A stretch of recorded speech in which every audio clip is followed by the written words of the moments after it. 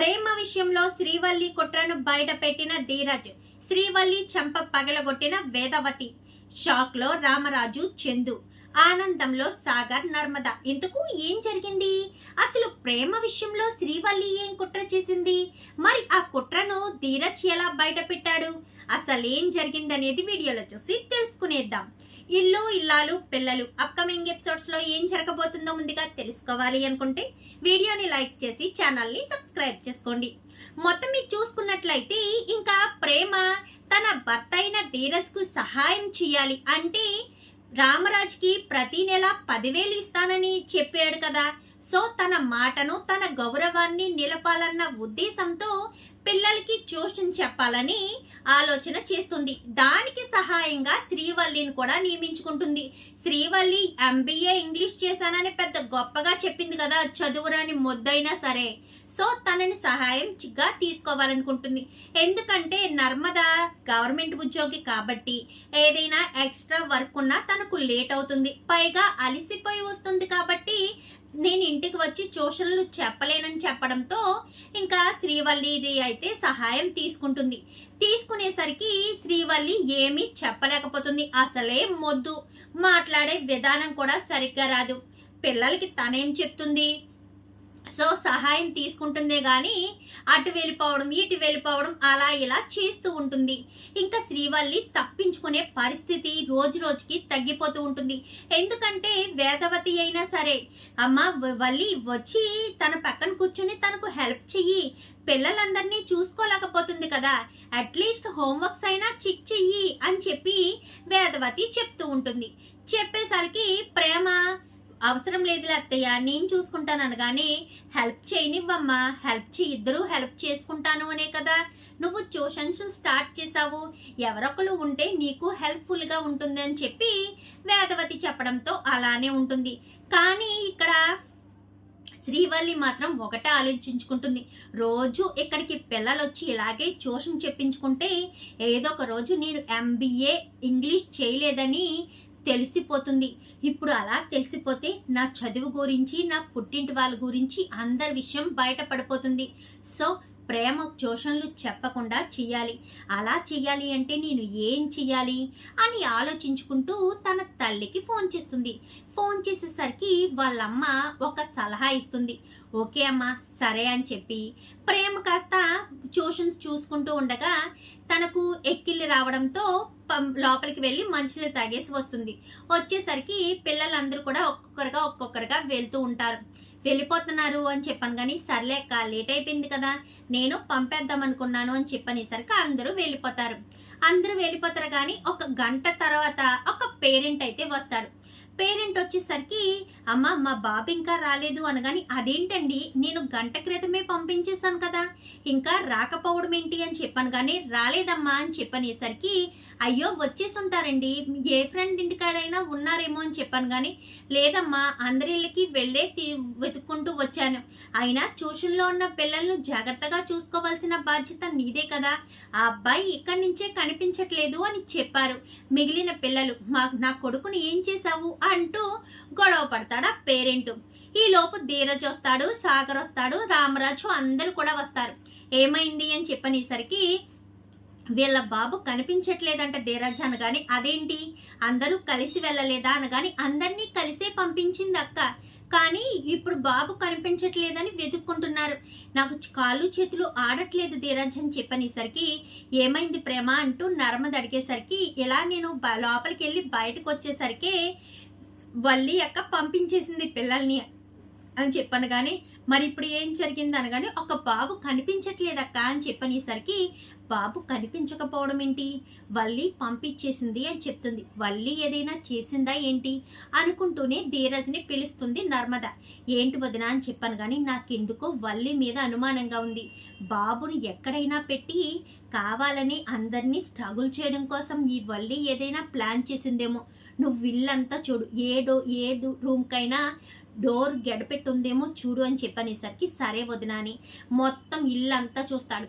ఇంటి వెనకాల మొత్తం అంతా చెక్ చేస్తాడు, ఎక్కడ కనిపించరు. ఎక్కడ ఏమీ లేదు వదిన అనగానే, ఒక్కసారి ప్రయత్నించు ధీరజ్, ఖచ్చితంగా ఏదో ఒకటి చేసే ఉంటుంది. ఈ వల్లికి తప్ప ఇలాంటి పిచ్చి పని ఎవరికీ చేసే అవకాశం లేదు అని చెప్పనేసరికి ఈలోపు పేరెంట్ కాస్త గొడవ చేసేస్తాడు. మొత్తం చుట్టూ అంతా కూడా చూస్తాడు. అంతా చూసేసరికి ఎక్కడా కనిపించరు.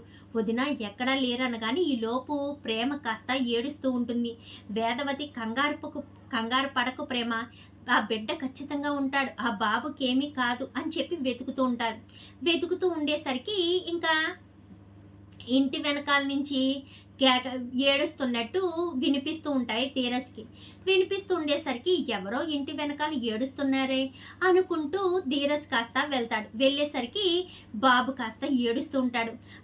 బాబుని తీసుకొచ్చేసరికి ఈ అబ్బాయే కదండి అని చెప్పాను కానీ, అవును అని చెప్పాను కానీ, ఏరా ఏమైంది, ఎక్కడికి వెళ్ళావు అని చెప్పాను కానీ, నాన్న అంటూ ఏడుస్తూ వెళ్ళిపోతాడు. మీ బాబు అయితే మీకు దక్కాడు కదా, మీరు వెళ్ళండి, క్షమించండి, బాబు ఇక్కడే ఉన్నాడు, ఏ వాష్రూమ్కో వెళ్ళి అక్కడే ఉండిపోయినట్టున్నాడు, కంగారు పడినట్టున్నాడు, అందరి పిల్లలతో పాటు వెళ్ళిపోయాడని అనుకున్నాము, క్షమించండి అని చెప్పి ఇంకా క్షమాపణ చెప్తారు. చెప్పిన తర్వాత ఇంట్లోకి వచ్చిన తర్వాత, ఏంటమ్మా ట్యూషన్స్ పెట్టినప్పుడు నువ్వు జాగ్రత్తగా చూసుకోవాలి కదా, పిల్లలందరినీ ఇంటికి పంపాల్సిన బాధ్యత నీదే కదా అని చెప్పాను కానీ, నేను చెప్తూనే ఉన్నాను మామయ్య గారు, కానీ నా మాట వినిపించుకోలేదు ఈ ప్రేమ, ట్యూషన్స్ కట్ట వద్దు అని చెప్పాను, నా మాట వినిపించుకోలేదు అంటూ శ్రీవల్లి మొదలు పెడుతుంది. ఇంకా చాలు వదిన, నువ్వు తప్పు చేసి నా భార్య మీద నింద వేస్తావేంటి అని చెప్పనేసరికి, ఏంట్రా చిన్నోడా అని చెప్పాను కానీ, అవును నాన్న, ఆ కుర్రవాడిని అక్కడ పెట్టింది ఎవరో కాదు, శ్రీవల్లి వదిన అని చెప్పనేసరికి,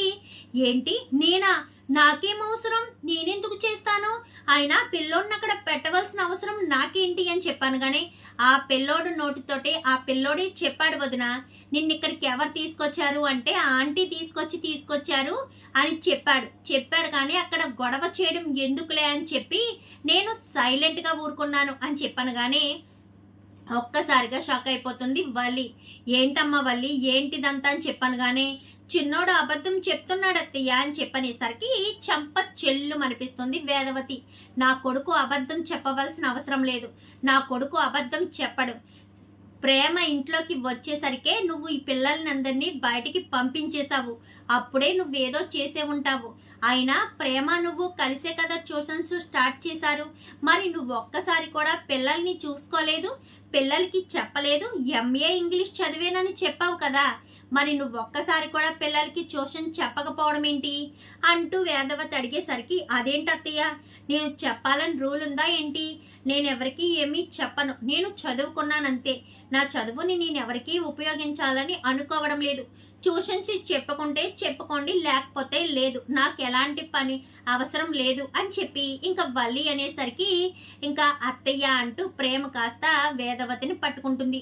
చూసారు అత్తయ్య, అందరి ముందు నన్ను ఇరికించాలని, మళ్ళీ పిల్లల్ని ట్యూషన్కి పంపించకూడదని వల్లి ఎలాంటి కుట్ర చేసిందో నాకు ముందే అనుమానం వచ్చింది అత్తయ్య, నేను ఇంట్లోంచి బయటికి వెళ్ళేసరికే పిల్లల్ని పంపించేసినప్పుడే నాకు అనుమానం వచ్చింది అని చెప్పి ప్రేమ అనేసరికి నాకు అనుమానమే, అందుకే నేనే ధీరజ్కి చెప్పాను ఇల్లంతా ఒక్కసారి వెతకడం వల్లే దొరికాడు అని చెప్పి నర్మద అనేసరికి, ఎందుకు అత్తయ్య వల్లి ఎలాంటి పనులు చేస్తుంది, ఎప్పుడు మామయ్య గారి ముందు ఇరికించాలని చూస్తుంది, మామయ్య గారు మమ్మల్ని తిడితే తనకు అంత సంతోషమేమో అర్థం కాదు, ఇంట్లో వాళ్ళు అందరూ కలిసికట్టుగా ఉండాలని కోరుకుంటారు, కానీ తన మాత్రమే గొప్పగా ఉండాలని కోరుకోవడం ఏంటత్తయ్య, ఇలానే ఉంటే మన మధ్య గొడవలు కూడా పెరుగుతాయి, ఇప్పుడు ఎంతో అన్యోన్యంగా ఉన్న మన మధ్య గొడవలు పెట్టాలని చూస్తుంది అత్తయ్య వల్లి అని చెప్పనేసరికి, ప్రేమ నర్మద, మీరు దీని గురించి ఆలోచించకండి,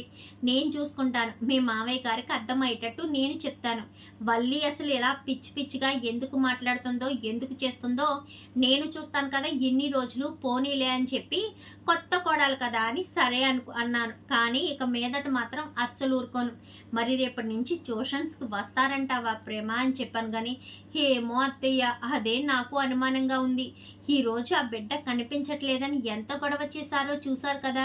మరి రేపటి నుంచి పిల్లల్ని పంపిస్తారో పంపించరో అనుకుంటూ ప్రేమ ఎంతగానో బాధపడుతూ ఉంటుంది. ఇంకా ధీరజ్ అయితే బాధపడకు ప్రేమ అని చెప్పనగానే, ఇంత మీ వదిన శ్రీవల్లి వల్లే, లేదంటే మనం చక్కగా ట్యూషన్లు పెట్టుకునేదాన్ని అని చెప్పి బాధపడుతూ ఉంటుంది ప్రేమ. మరి నెక్స్ట్ శ్రీవల్లి ఏమేం ప్లాన్లు చేస్తుంది, మరి ఆ ప్లాన్లన్నీ శ్రీవల్లి, వేదవతి, నర్మద ఎలా అడ్డుకుంటారు చూద్దాం. మరి రాబోయే ఎపిసోడ్స్లో ఏం జరుగుతుందో. వీడియో నచ్చితే లైక్ చేయండి, ఛానల్ని సబ్స్క్రైబ్ చేసుకోండి, పక్కనే ఉన్న బెల్ సింబల్లో ఆల్ పై క్లిక్ చేయండి. Thank you for watching.